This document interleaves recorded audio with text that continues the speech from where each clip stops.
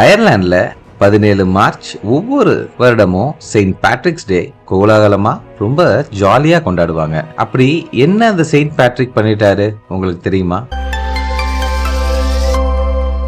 Saint Patrick பிரிட்டன்ல பிறந்தவர். அவர் குடும்பம் மிகவும் செல்வந்தர்களா வாழ்ந்தார்கள். 16 வயதில் செயின்ட் பேட்ரிக் சில கடல் கொள்ளையர்களால் கடத்தப்பட்டு அவர்கள் வீடும் சூறையாடப்பட்டது. வாலிப பேட்ரிக்கை அவர்கள் அயர்லாந்துக்கு கட்டாயப்படுத்தி தூக்கி சென்று அடிமையாய் விற்கப்பட்டார். அவரோ 6 வருடங்களாக அங்கு இருந்து ஒரு ஆட்டு பண்ணையில் மெய்ப்பராய் பணிபுரிந்தார். அவர் வீட்டை, அவர் இடத்தை, தாய் தந்தையை நினைவுகளோடு மிகவும் வருத்தத்தில் தனிமையாய் கழித்தார். அவர் தினமும் கடவுளை வணங்கி தொழுபவர். தினம் தினம் அவருடைய பக்தி வலுவாக ஒரு நாள் ஒரு குரல் அவரை அங்கிருந்து ஓடிவிடு என்று கூற அவர் அந்த குரலை நம்பி தப்பித்து பிரான்ஸ் நாட்டுக்கு சென்றார். மேலும் சுவாரஸ்யமான விஷயங்களை பார்ட் 2 காணலாம். Praise the Lord.